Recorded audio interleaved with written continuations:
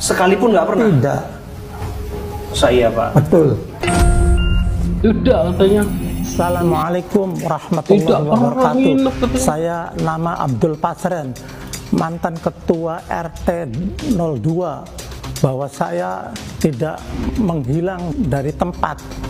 Jadi ada di suatu tempat, sudah berbicara dengan Bapak Abraham Silaban. Wabillahi taufik wal hidayah.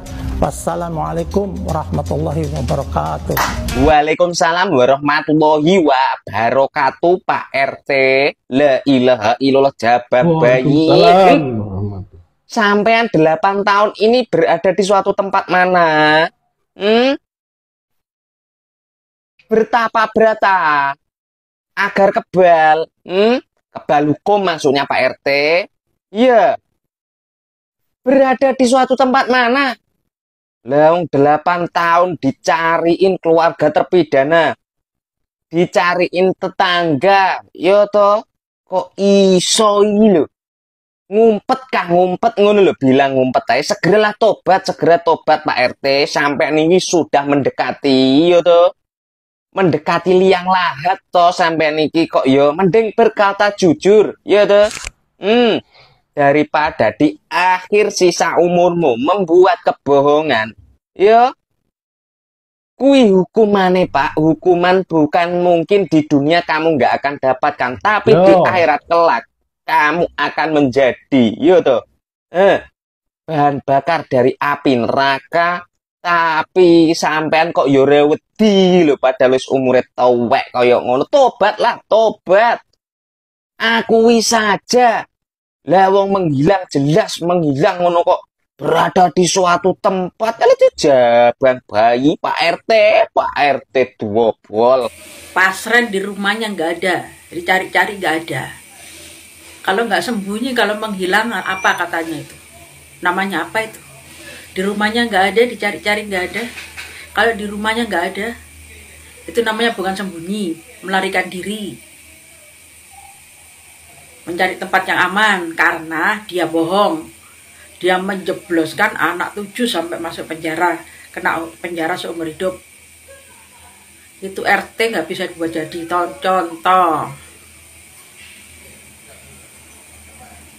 Dia nggak mikir kalau anaknya dimasukkan orang sampai seumur hidup bagaimana. Saya tak kemana-mana, saya di sini, tai. Tak kemana-mana, saya di sini apa? Di rumahnya nggak ada, kemana? Ngumpet. Kolong tempat tidur. Pasren, Anda tidak pantas dipanggil Pak Pasren. Pasren saja. Bu. Pasal Anda tua tidak bisa dijadikan tua. Sekarang saja dia masih bohong. Tapi itu besok kalau bisa diketemukan sama anak 7 itu, baru mati kutu Pasren. Orang seperti itu nggak pantas disebut, dipanggil bapak, nggak pantas. Cukup dipanggil Pasren. Tak kemana-mana, saya di sini. Di sini mana? Sembunyi kan? Takut kan? Sekarang berani keluar, berani muncul, berani klarifikasi pasal ada yang dampingi. Coba keluar sendiri, berani nggak? Ayo. Anda sebagai orang tua nggak bisa dijadi panutan, Pasren. Anda sudah membunuh keluarga Anda sendiri. Warga Anda sendiri. Anda sudah membunuh warga Anda sendiri. Demi apa? Ingat, umur sudah segitu. Ya gak, kalau nanti malam Anda dipanggil sama Yang Maha Kuasa, membawa dosa, nanggung dosanya anak 7 itu. RT itu jadi panutan, Pasren. Tapi Anda tidak bisa dibuat panutan, Pasren. Anda malah menjerumuskan warga Anda sendiri yang tidak bersalah, tidak tahu apa-apa. pasren. Tua nggak tahu tuahnya. Ya Allah, mudah-mudahan cepat ada panggil orang ini.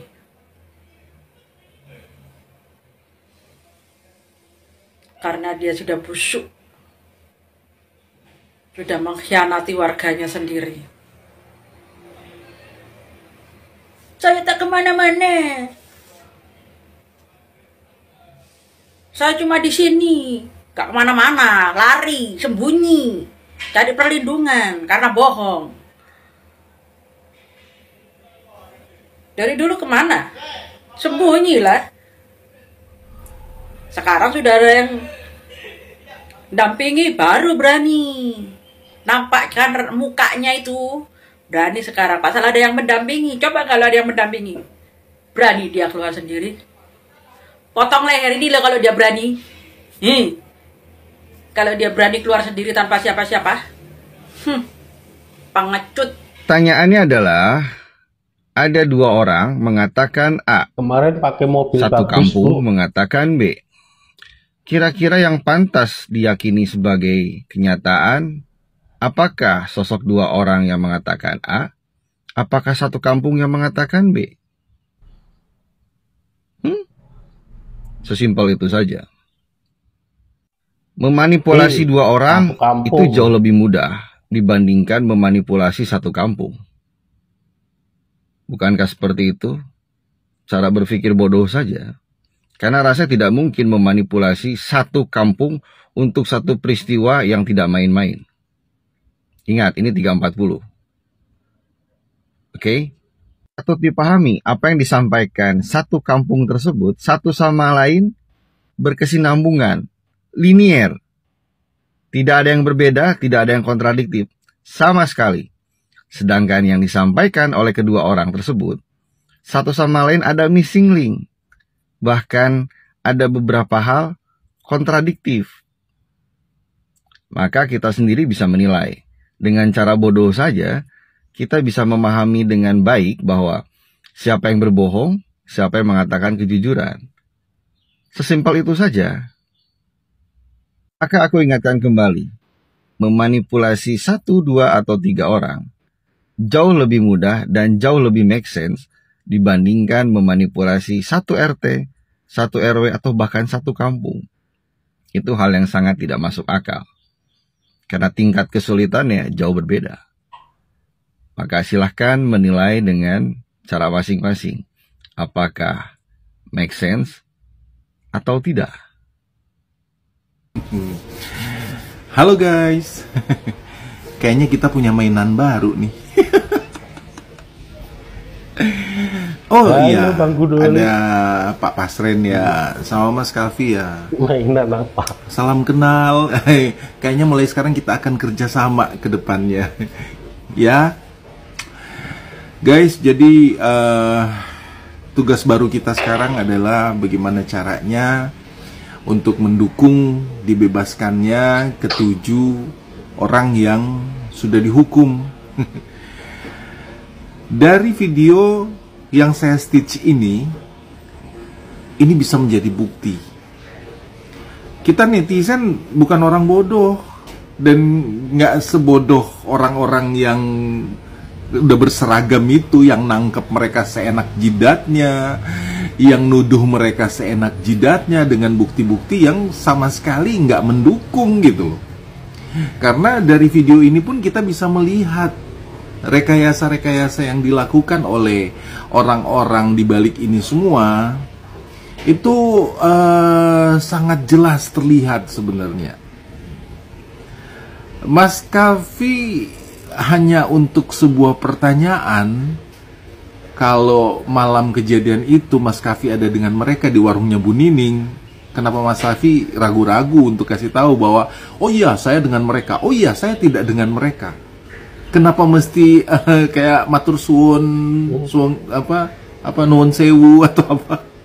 Tanya sama pengacara saya. Loh, yang ditanya itu Anda, karena Anda yang mengalami gitu loh. Jadi pertanyaan itu untuk Anda, apakah Anda bersama mereka pada saat malam kejadian di warung Bu Nining. Kenapa Anda mesti nuwun sewu tanya pengacara saya? Lucu memang Anda semua ini. Lucu banget. Kalah lapor Pak. Jadi guys, dari tayangan video tersebut bisa kita simpan. Dan ini menjadi bukti kalau memang ternyata nantinya ketujuh orang yang sudah dihukum itu dia tidak ada progres apa-apa, itu yang salah bukan lagi Pak RT atau Mas Kavi. Pengacaranya kayak nggak tahu apa-apa, cuman diambil dari belakang warung kayaknya tuh pengacaranya.